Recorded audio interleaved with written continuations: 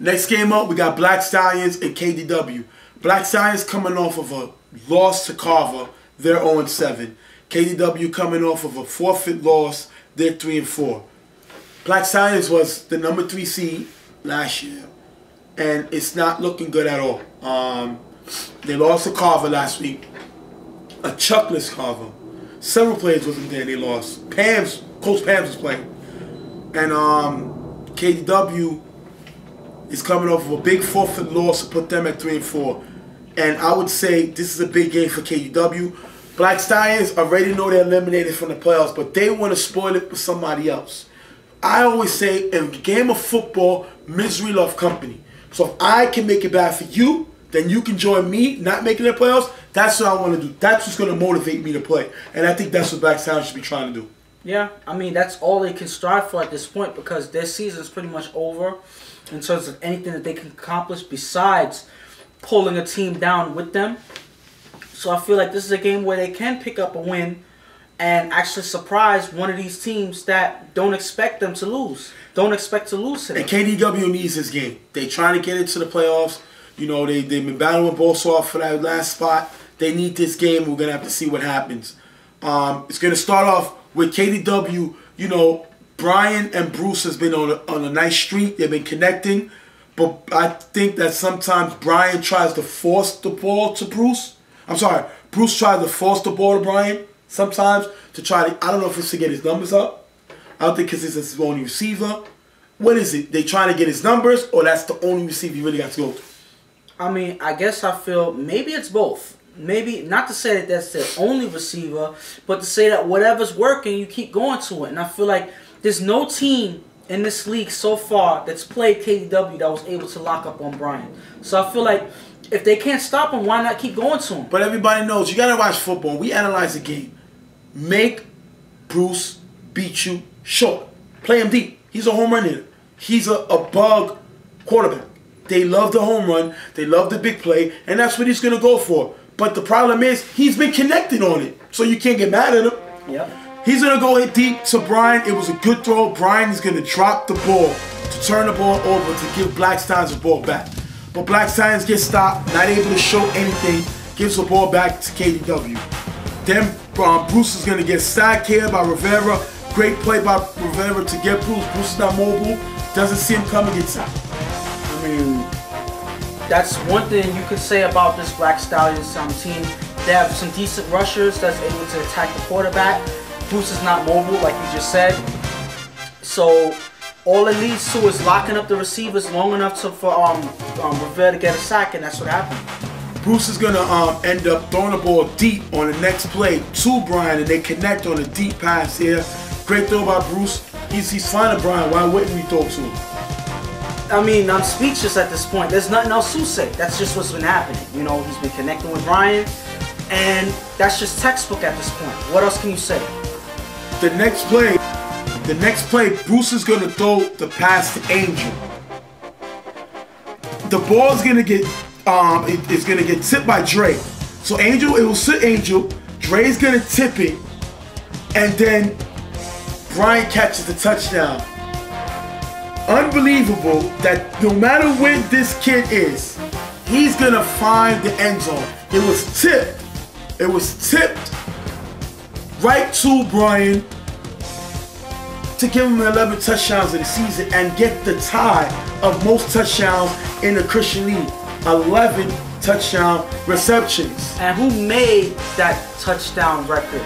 I mean, I don't know this person, so I couldn't bring him up. So, you know, let's just go on to the next play. Let's not talk about this person. He's gonna tie my record. What I had 11 touchdowns. You know, this was back in, you know, a few years back. Yeah. But my high was 11. Mm-hmm. You know, I won Offensive Player of the Year in the BFL, which is also a Christian league. Chris, I believe Chris, if y'all know Moyo, he led the league. He had the more, I think he had like 16, but I was second place. So he passes second place for most touchdowns in the season. He ties it with 11. Great touchdown by Brian to get his 11th touchdown in the season. And that's an accomplishment to pass a former leader in touchdowns in one season. And the funny thing is, there's 2 games left. Yeah.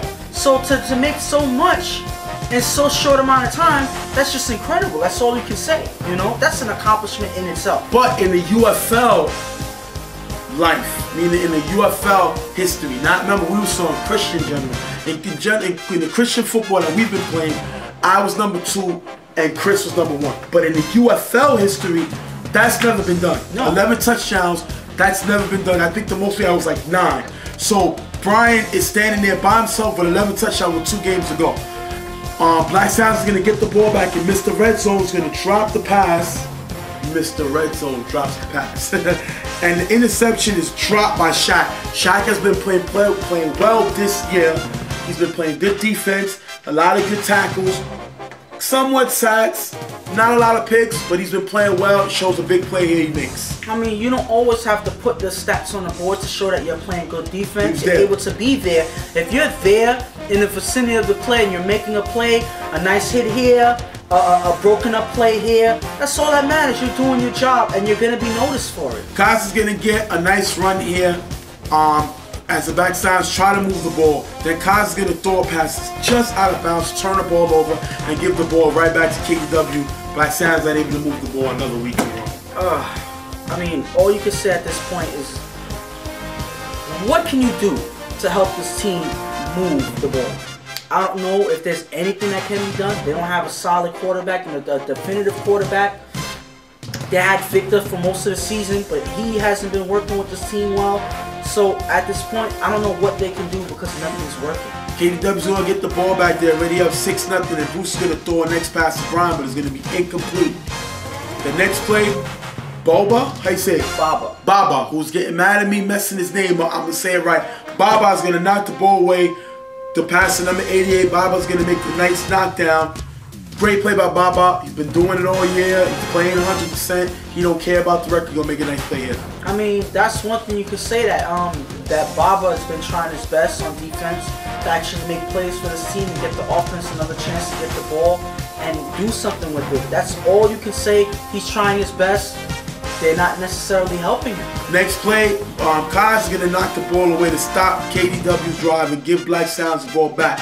Black Sounds not able to move the ball. They're going to get stopped to give the ball back to KDW. Bruce gets sacked here by Vic to go into the half, 6-0. Great first half by Black Sounds, only down 6-0 to a pretty good KDW team. But I feel like at this point, all they've really been doing on KDW is throwing to Brian.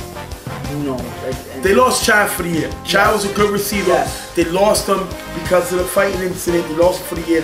So I guess that's their playmaker. They gotta go to him. It works for the Bears when they go to Brandon Marshall. Why not?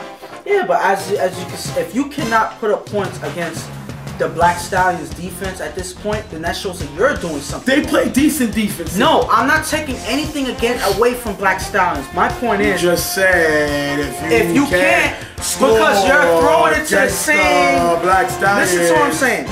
Because you're throwing it to the same guy. You know, so if you're gonna keep throwing it to the same guy, all the defense has to do is single him out. And what else are you gonna do? You're gonna keep throwing it to him? No, you have other guys on your team. Maybe they were open. It just seems like Bruce is not looking at them at this point. Black Science is gonna get stopped on the next series to give the ball back to KDW. It's gonna be the second at halftime. Black Science get the ball back and they get stopped. KDW gets the ball. Number 9 has a nice catch here. The next pass. Bruce throws to number 00 for another catch right here. Bruce is moving the ball around. Not only looking for one receiver, moving the ball around, he's making some good plays. Now you see a difference. When you're moving the ball with your other guys, you can march downfield. You don't have to keep going for that home run play. You're able to drive down and make it easier for yourself. That's all that you ask for. March the ball downfield and get to the end zone and make a play there. Next play, we're going to see him find Bruce for the touchdown catch. So, I'm sorry, Bruce is going to find Dave for the touchdown and put them up 13-0. Great throw by Bruce to show on this drive he can throw to other receivers beside Brian. And he does it here. Great touchdown pass. Good catch by Dave. I mean, that's all you need, you know, to find another receiver that's open to make a play rather than just keep going to the same receiver, because all they're going to do is single him out. So when you find other receivers to throw it to, it makes it a little more confusing. So that was a nice drive by Bruce and KDW to put points on the board without just throwing it to Brian. Rivera's going to get in the start now. He's going to get playing time as they sit down and scrap the Cos thing, another quarterback change for Black Stallions. He's going to have 2 nice passes. Great throws by him showing that he can try to move the ball. But then Black Stallions gets stopped just short of the end zone to give the ball right back to KDW. Bruce is going to get sacked on his first play here by Compson, number 52. Yeah. Great that's actually concourse. Vic? I think it's Vic, yeah. Vic with the sack here. Great sack by Vic on Bruce. Vic been sacking a lot of people this year. Great play by Vic to get Bruce on the sack. But then Bruce is going to go home run time, go downfield to Brian for the touchdown. Brian has 12 touchdowns. They're up 19-zip. Great throw by Bruce to find Brian. 18. I'm 19-zip. And I watched this play, and the defender attempted to push Brian out of bounds. And Brian stood in, went downfield, able to catch him for a touchdown. I mean, what can you say at this point? They weren't able to catch him running down the field. That just was the easy throw for Bruce. They tried their best to push him out of bounds. It didn't happen, and that's what got their defense beat. Rather than trying to stay with him, they were trying to force him out of bounds, and that left him wide open for that touchdown. What else can you say? That's going to give Stallions the ball back. Cabril's going to get sacked by Heck. And the Stallions can't go and can't score. That's going to end the game with KDW with the win, 19-0. Great win by KDW. That puts them at 4-4. We're going to tell you about their playoff thing. What I was going to say is we didn't mention that he actually made his 12th touchdown when he caught that pass. As far as the UFL, which is what we're talking about, that's never been done. No, and he's untouched at this point. He got 12 touchdowns. So if we're going to just focus on the UFL right now, that gives him 12. It has not been done in UFL history. This young guy stands alone as touchdowns in one season with 2 games left. And it's fun. It's great because we're going to get an interview with him right now to see how excited he was at the end of the game.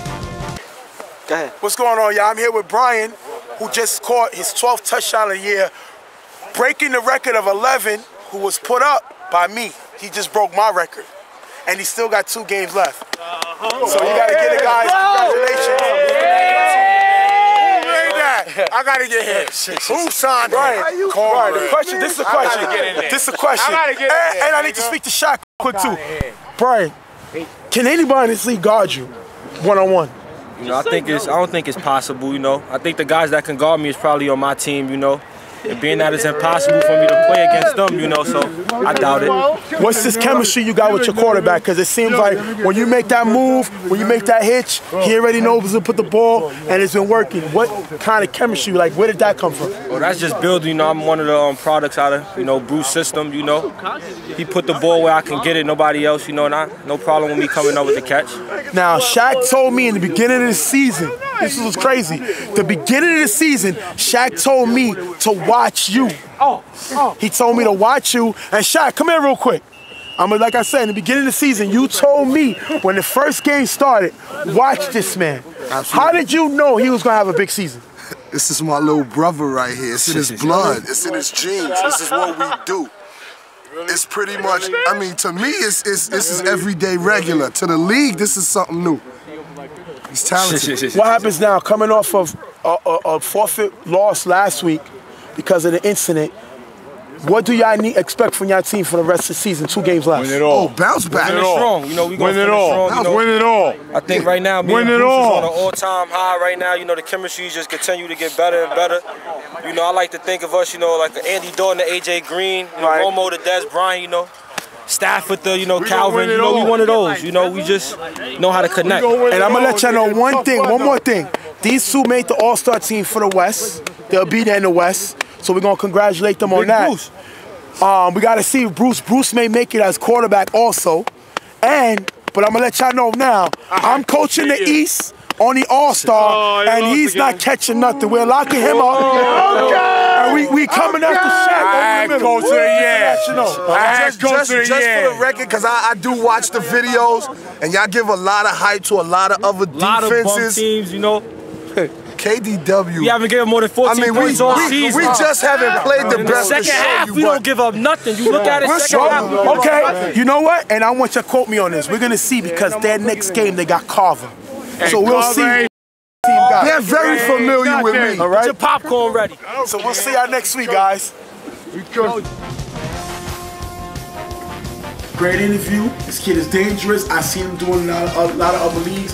And Shaq told me, like I said in the interview, watch this kid. He's going to have a great year. And that's what he's been doing all year. And nobody's been able to slow him down, you know. So I'm looking forward to the team that's able to slow him down eventually. I haven't seen it yet. And hopefully there's going to be somebody that can actually stop him at this point. Otherwise, his numbers are going to keep growing and growing and growing. Well, right now, we're going to have MV, who hasn't played yet. So we ain't getting on the game yet. So they're 6-1.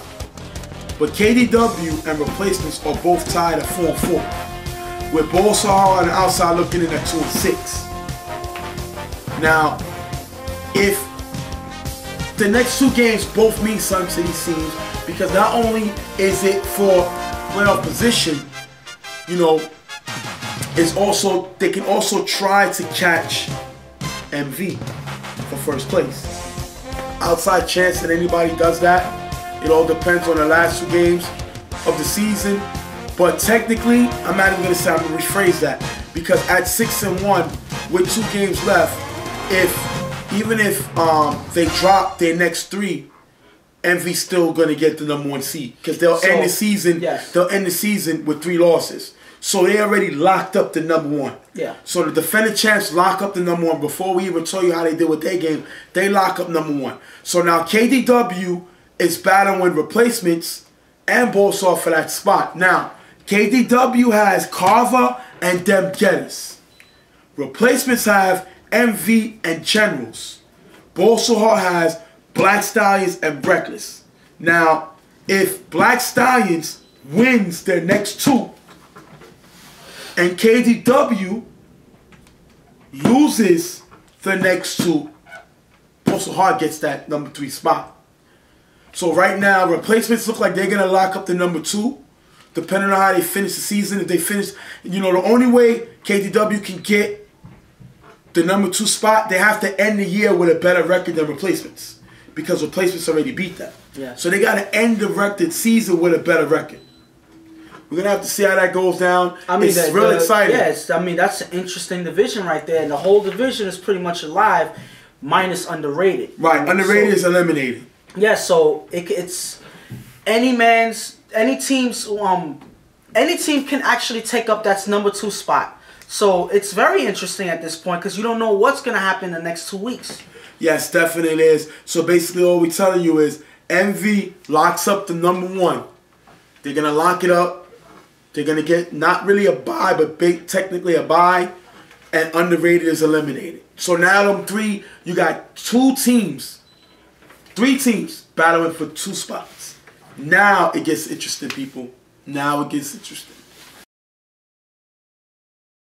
Next up, we have House Gang versus Animal Planet. House Gang is coming off of a loss to Reckless, while Animal Planet is coming off a loss to the Browns. So technically, these both teams are battling for a wild card spot. House Gang picked up Lou. You know, he didn't throw in the beginning of the season. He's been throwing as of recently. But the offense still haven't been efficient. They still haven't been able to put the points up. And sometimes we got to sit down and think, maybe this team is overrated.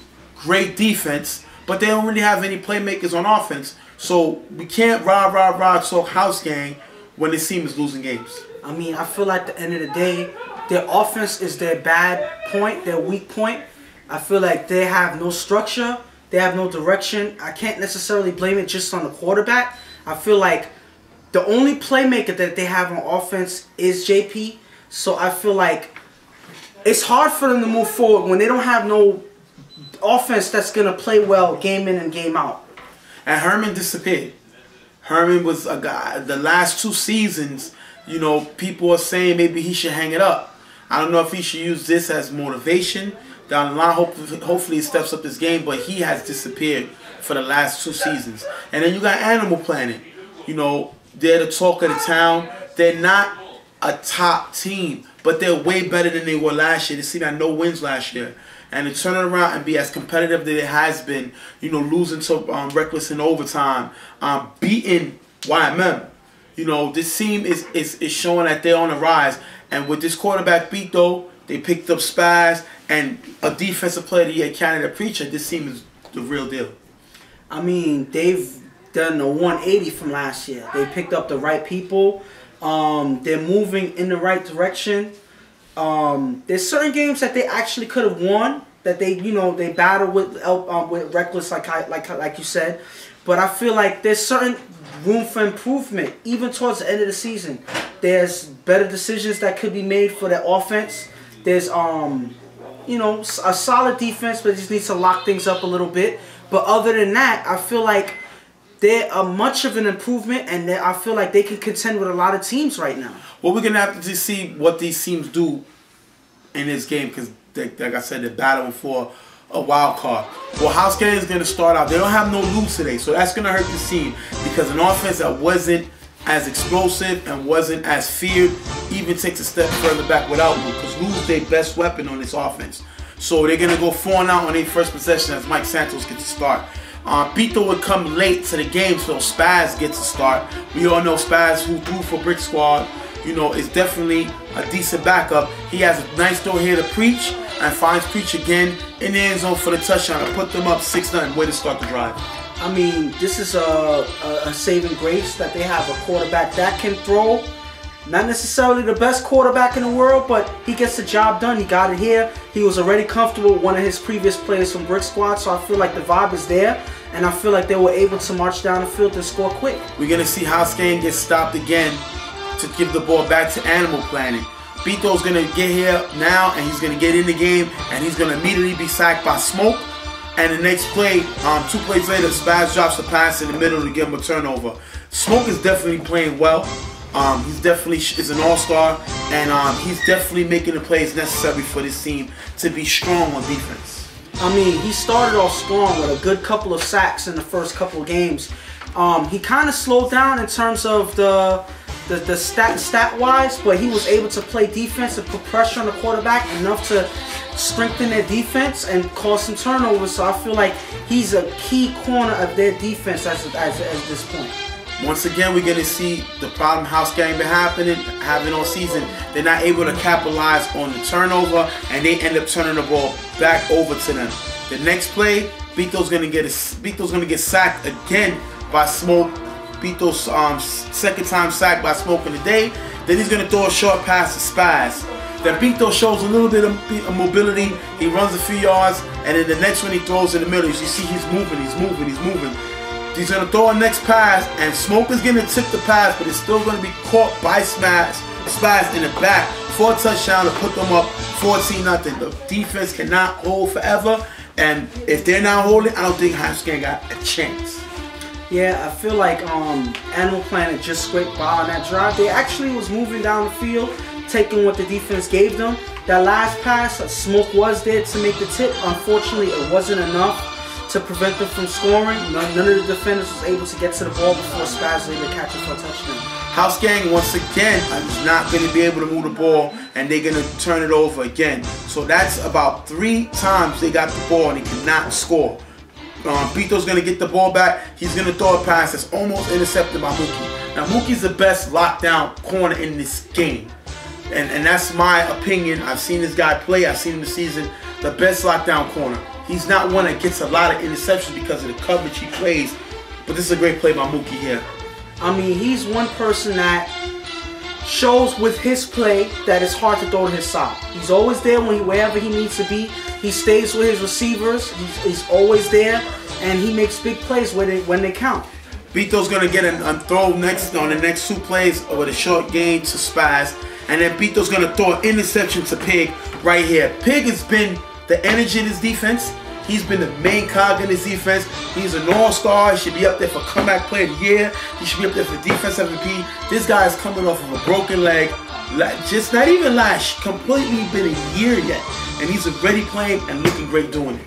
I mean, this is a testament to him deserving comeback player of the year. At least either a nomination or the award altogether, because he's been the cornerstone of this defense, I would say. He's been the key. If he's not playing well, I feel like the defense is not as strong, and they wouldn't be rumored to be one of the best, if not the best defense in this league without Pig there. And so, but you got to also give credit to Coach Swag and Mike, because they took a chance on letting Pig play linebacker. We all thought that Pig was going to be in the offense because of the injuries coming off of, and he played. They took a risk, and they saw that he has the ability. Pig used to play safety, and they figured that he had the ability to play linebacker, and he's doing a great job with an interception here. And then 2 plays later, the offense of the offense of House Gang is able to capitalize. Mike Santos finds his favorite target, JP, made for a nice pass here. Then he comes back to JP again for another nice pass, and eventually he scores a touchdown with JP. JP getting most of the passes on that drive to put them back in the game, 14-6. I feel like this is just patented JP right here. He knows how to get open when they need him to. Mike Santos is very comfortable when JP is running out on that field. He's able to find him 3 times on that drive, if not more, to eventually score. Bito's gonna get the ball back for Animal Planet on the offense and throw another interception to Pig of House Gang. Pig almost runs his back. Pig is playing very well. He's keeping this team in the game because of his defensive plays, and he's gonna get an interception to give that offense back the ball in great field position. I feel like at this point he pretty much has Pito figured out. At this point, I mean, he's able to follow where Pito's looking. He's able to make a play wherever he throws it at, and I feel like this is the advantage of Pig being a linebacker, because he used to play safety. He has the speed of a safety still with his previous injury, but he's able to play a lockdown in that middle and able to make plays like this one. 2 plays later, Mike is going to capitalize on the turnover. He's going to find Smoke for the touchdown to put them back in the game, 14-12. They're unable to get the extra point, but they're in the game 14-12. Bito's going to get the ball back for the Animal Planet offense and throw a deep pass for a touchdown, but it's dropped by the receiver. That's going to give House Gang the ball back. House Gang picks up a break on that one. Smoke is going to get he's going to get through the blocks of Storm and sack Pito. So Pito would not turn the ball over. He throws tries to attempt a touchdown pass on the last play. It's dropped, and the next play Smoke gets through to get a sack on Pito. Smoke's 3rd sack of the day. I mean, this has been Smoke and Pig's game on this defense. I mean, they're the main playmakers on this defense. They're actually putting pressure on Pito. They're actually locking down on these receivers in the middle. I feel like they're doing a great job, and that's a testament to why their defense is so great. Pito's going to throw deep here, but the ball is caught out of bounds for the turnover. Now House Gang gets the stop. Gives the ball right back to this House Gang offense. Mike is going to show he can drive down the field, and this is his opportunity to do it. He didn't get a lot of credit in the beginning of the year. This is a game where he can show that he can be a good backup. He's going to throw a nice pass here to Mookie as they attempt to move the ball, but on 3rd down, Herman drops a big pass in the middle. This is the problem that I said. We've seen Herman play bad all season. He did not have a great season last year with only 1 touchdown. And you got to ask yourself, is it the quarterback? Well, Mike Santos is family members to Herman, and Mike Santos is finding JP. So why would he be able to find JP and not Herman? Maybe Herman is getting up there. He's definitely not of the Herman of old that we've seen. You know, he's still got a lot of knowledge. He's still got a lot of experience. But you got to ask yourself, what is he adding to this already weak House Gang offense? I mean, at this point, I have no answer to that question. I feel like Herman is not necessarily stepping up the way they need him to. I feel like this is a testament to why their offense is so weak this year. I feel guys like Herman haven't really stepped up this year. Swag is really wrapped up on the defense. So he can't necessarily help them out too much. Other than that, besides him, that and JP, they don't really have any standout offensive players. So I feel like Herman was the guy to really step up and make big plays, and unfortunately, that's not what happened. Mike is going to try to throw to his favorite receiver, JP, but JP is going to get stopped, and they're going to end up turning the ball over.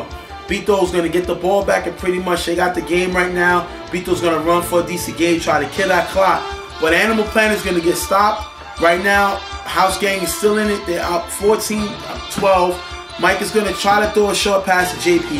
A foolish play by JP, doesn't get out of bounds, tries to get extra yards for no reason. They have no timeouts. The game is going to end up ending 14-12, and you can't make these mistakes. JP knows at least get out of bounds and give your team a shot for a Hail Mary or something. He tries for the extra yards, doesn't really understand that they don't have no timeouts and the clock is going to run out to put Animal Planet for the win.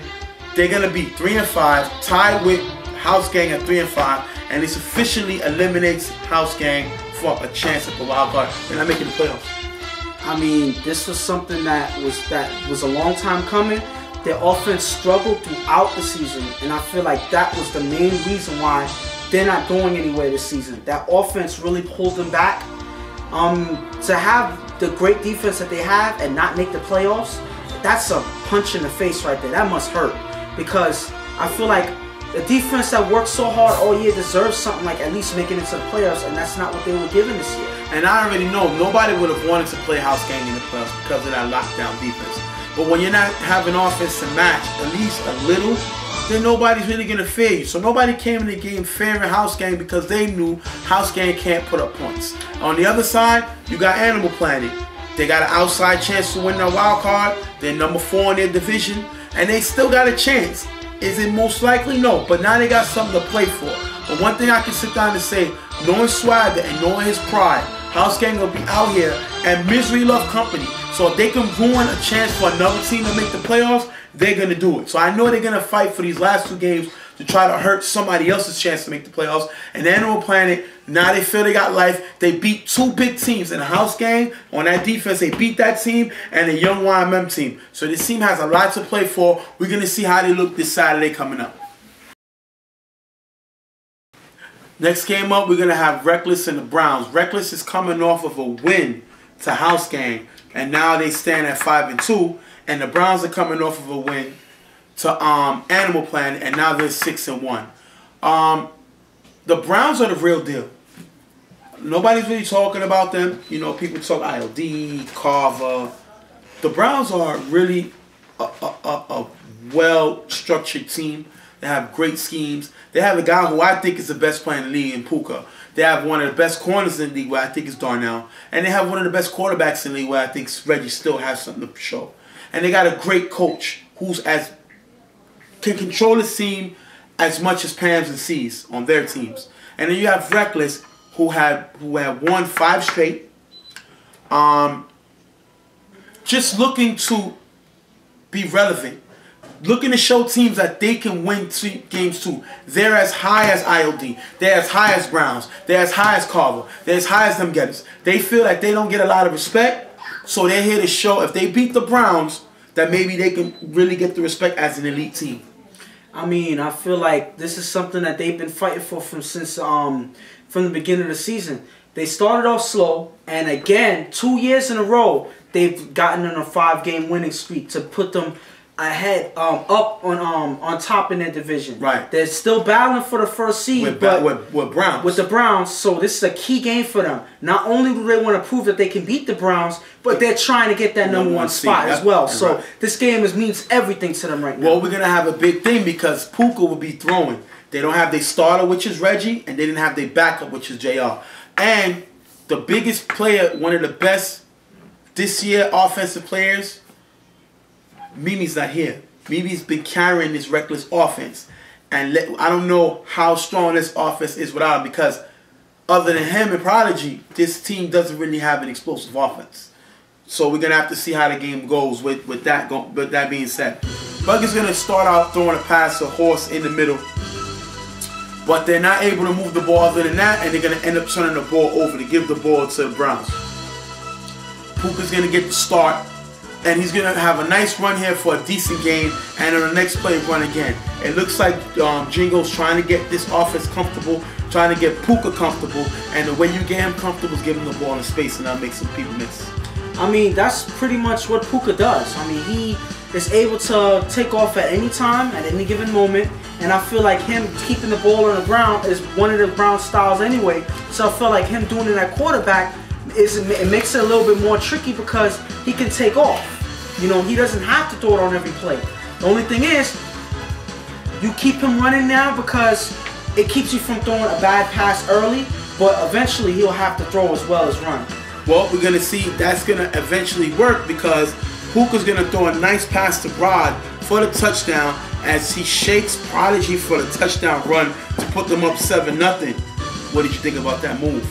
I mean, that was a great move. I mean, this is the type of weather to have the snow on the ground. This is the type of weather to get people to miss. And I feel like Rob actually took an advantage of that and caught Prodigy sleeping when he came for the tag. And that was a good shake for that touchdown. That's going to put them up 7-0. Bug is going to get the ball back and throw a nice pass here to Prodigy. But on the next down, he's going to get sacked by the Browns. One of the guys who's been playing good, Hove with the sack here, and that's going to cause Reckless to punt the ball. Puka's going to get the ball back on the offense and throw a nice pass to Darnell, but Darnell drops the ball. So some people think Puka's not a quarterback.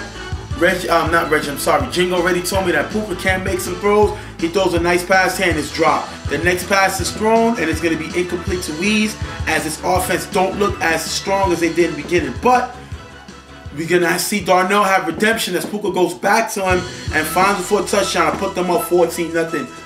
How would he have the confidence to go back after Darnell, drop the pass, go back to him with Darnell catching his touchdown? Because we already know what Darnell does and he knows it too. Just because Darnell drops one pass doesn't mean that he's going to drop every pass. So why not throw it to one of the better receivers / defenders on your team?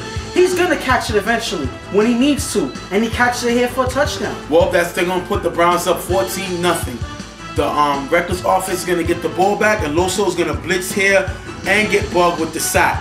Loso is coming from, he played with Brick Squad. And he was playing with ball so hard in the beginning of the year, but he left and goes to play with the Browns. And he gave this defense enough addition. This guy's strong and he can blitz the quarterback. And he's very successful at it. He's been doing it from last year on Brick Squad. He was one of the 1-2 punches with him and Malo. So I feel like this is a big pickup for the Browns. Now they have a weapon that can blitz at any time, who can get through to the quarterback and put pressure on him. I mean, that's one way to go from good to better on your defense. Bug is going to go deep and throw an incomplete pass to Prodigy. Are we going to see Bug do a lot of this? Bug is just cock back and makes throws. Sometimes they're questionable throws. Sometimes you got to wonder what this man is thinking about when he makes these throws. He's going to throw here again for an incomplete pass. But then he throws again a deep pass and finds Black for the touchdown to put them back in the game 14-6. Bug doesn't care what people think. He's going to do things his way. Eventually, he's going to connect and find the throw. And he's been doing that. The only way to stop Bug from throwing deep and eventually scoring is to pick him off. That's the only way that you're going to stop him from throwing the ball. Second half, Browns are going to get the ball back, and Puka's going to throw a nice screen to Breezy here.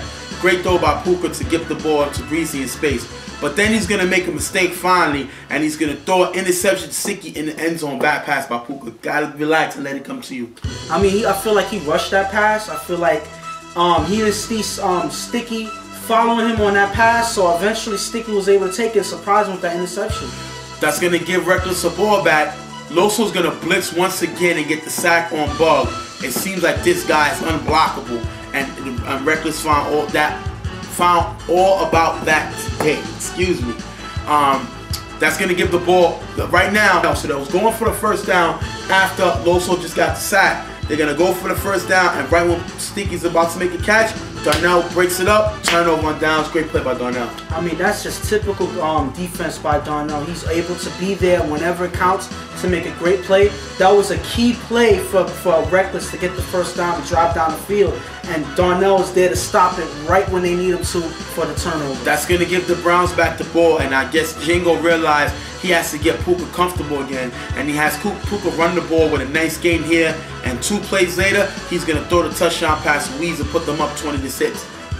I guess Jingo went back to the drawing board, wanted to get Puka comfortable, and you do that by letting him run the ball, and then he's able to find Weezy. Great strategy by Reggie. I mean, by Jingo. At this point, if you cannot say MVP now, I mean, when can you say it? Because he's able to do it on defense, he's able to do it on offense, and now he's doing it at quarterback. 2 touchdowns? I mean, 3 touchdowns passing? I mean, what else is there to say? Not really much. Records gonna get the ball back, but they're not able to make anything happen. They're gonna get stopped, and they're gonna lose this game 20-6. That's gonna make Reckless fall to 5-3, and the Browns are 7-1. So the Browns pretty much locked up that division at number 1. Yes, and I feel like Puka is the cornerstone to them locking up that number 1 seed. I feel like whenever he's on the field, he's dominant, no matter what he's doing, and he proves that today as a quarterback. You know, so like, what can't he do at this point? He has touchdowns, he has run backs on the kick returns, on the punt returns, interception. This guy does everything. What else can you say? Well, if the Browns beat Raw this week, then they'll lock up the number 1 seed. On the other hand, Reckless, I mean, what do they got to prove? They won 5 straight. They got back in it. They're second place in their division. You know, they don't really got much to complain about. And I don't see them losing that second place as of this point. I mean, there's teams that may have a chance, but I don't see them falling. You know, you can look at the standings, but I don't see them falling from second place at this point, even with that loss. I mean, I'm gonna look at it right now, and I think actually I'm gonna rephrase that. Yeah, Browns got Raw. That is a big game for them this week. Browns, they look pretty much unstoppable. They're looking like they could do what they want. Then they had that one game against YMM that was a shootout that they lost. And on the other hand, Reckless wants to get the number 2 seed. They're already pretty much in the playoffs, but they don't want Animal Planet to sneak up. Yeah. So they're going to try to lock it up, the number 2, number 3 seed. I think they're pretty much in, but they got a big game this week versus IOD. Now, you say that they won 5 straight, but now when they played a strong team, they lost this first one. And let's see how they look next week, because a lot of people are going to question, are they overhyped? And this is a good test to show, to prove if they're the real deal or if they're overhyped. This is the best way to prove if they are or not. We're going to find out this week.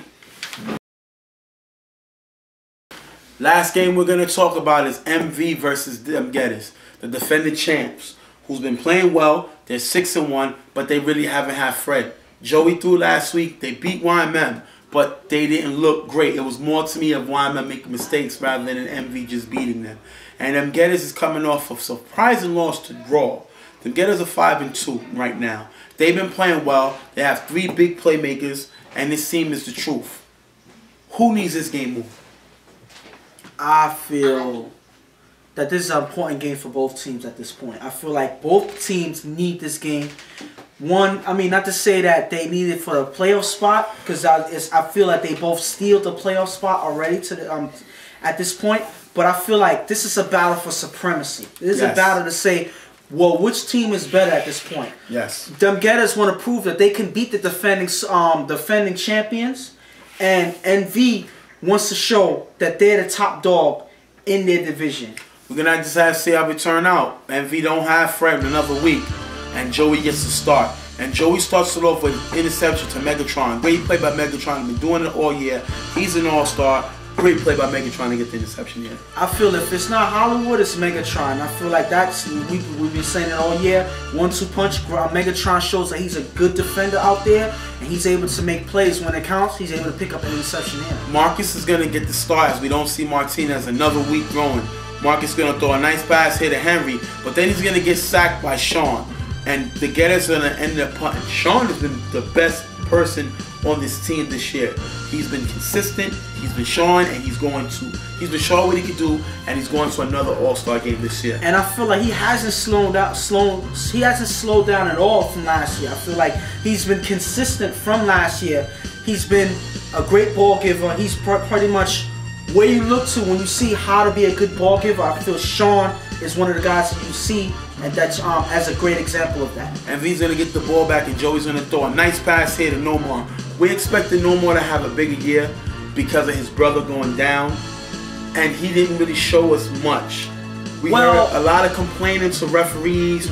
We heard a lot of other stuff. This kid has talent, but I think he needs to let his game do his talking and not get caught up on certain things. Refs are not going to see the calls all the time, and you got to just be willing to make the next play and get the ball and make the play. But I feel like it's not all on him at the same time, because I feel like a lot of plays, they don't get it to him. They don't see him out there. I saw that a lot. There's a lot of times where he'd be wide open, but then when you have such inconsistency at the quarterback in him, you see Joe, all these different quarterbacks coming to throw, you're not going to be able to be efficient enough to get it to your receiver. So I can't always blame it on Nomar at this point. Well, Joey's going to, after the nice pass, he's going to get sacked here by Henry. And in the next play, Joey's going to throw a deep pass to Nomar, which is going to get incomplete for the turnover and give them Getters back the ball. Marcus here is going to start off for them Getters with the ball. Right now, we're still tied zip-zip. He's going to throw a short pass to Henry and follow that up with a nice pass here to Megatron. Great throwing by Marcus, and then he's going to end up coming back to Megatron 3 plays later for the touchdown to put them Getters up 6-0. I mean, finally some points on the board. You know, it's been slow, but eventually Marcus was able to have a successful drive, and they actually bring Megatron in on offense to make a play. So I feel like Megatron has been doing it on both sides as of right now. They need him to, and that's why they scored just now. Joey's going to throw a nice pass to, just going to try to get a pass in the Nut. Nut is going to drop the pass, and it's going to be intercepted here by Trackstar. Trackstar is going to take it all the way back to the other side for the touchdown to put them up more, 12-zip. I mean, this is when you see that not only is there Rubio, not only is there Megatron, not only is there Hollywood, but Trackstar makes a couple of plays himself. You know, he's there, and he is one of the better guys on their defense as well. So you got to watch out for him. He's able to take one back for them. Joey's going to just throw it up as they try to move the ball downfield. He's going to throw it up in the end zone. He's going to get tipped, but caught by Macho for the touchdown to put them up 12-6. This was more luck than talent, but they're back in the game. I mean, that was just a chance that Joey took. And like I said, if it's either you make it or you don't at that point. I feel like Macho was actually there when they needed him to, and that's why they ended up getting some free 6 points. Marcus is going to get the ball back for this Getters offense. He's going to throw a touchdown. He's going to throw his second touchdown of the game to Henry to put them up 19-6. Marcus is in rhythm now. I mean, that's what you need. You need your quarterback to actually get settled in, to get comfortable, and to start making plays. You know, he's coming in for 2 different quarterbacks. They keep switching quarterbacks, but eventually Marcus gets settled in later in the game, and now he's putting up points regularly. Joe's going to throw a nice pass to number 24 here, but MV is going to just get stopped, still not able to move the ball and give the ball back to them Getters. Marcus is going to throw a nice short pass to Megatron, and then Marcus is going to throw another pass for the first down. Them Getters are really starting to move the ball. I mean, and they need to. The one thing that you don't want to do is to get NV back in rhythm. They're not in rhythm, they're moving the ball, so I feel like to keep them off the field, move the ball slowly downfield, and that's what they've been doing so far. Marcus is going to throw the ball to Henry, but he's going to come short of the end zone to turn the ball back over and give MV another shot to get back in the game. Right now it was 19-6. But MV cannot move the ball. They end up turning the ball over. Marcus is going to get the ball back for Getters, hand the ball off to Rudy for a nice run just around the clock. Getters is going to get stopped, but they was able to kill the clock enough that when MV gets the ball, the time is going to run out. That's going to give Getters a win over the defending champs. 19-6, Getters with the win. Great win by Getters. I mean, at this point, you already see why Getters was able to win this game and why NV ended up losing this game. Quarterback. You know, Marcus was able to settle in later in the game. He got his rhythm going, and he's able to put up points. Where on the other side, Joey was never able to get his rhythm in this game. It was a different defense with them Getters than YMM last week. I feel like YMM was unstructured. They didn't look good. Nothing was working for them last week, and Joey was able to get certain things past them. This week, with a defense like that them Getters have, I feel like Joey wasn't so lucky this game, and that's why they only scored 6 points. And I feel like this is why they ended up losing. The better team won this game. Right now, them Getters are 6-2. MV is 6-2. MV looks like they're gonna make the playoffs. They're gonna attempt to defend a title, but this team cannot win without Fred Thorne. Joey's not the answer. He's a decent backup, but they don't have Fred throwing. Remember, Yomi's not walking through the building. He's done for the year.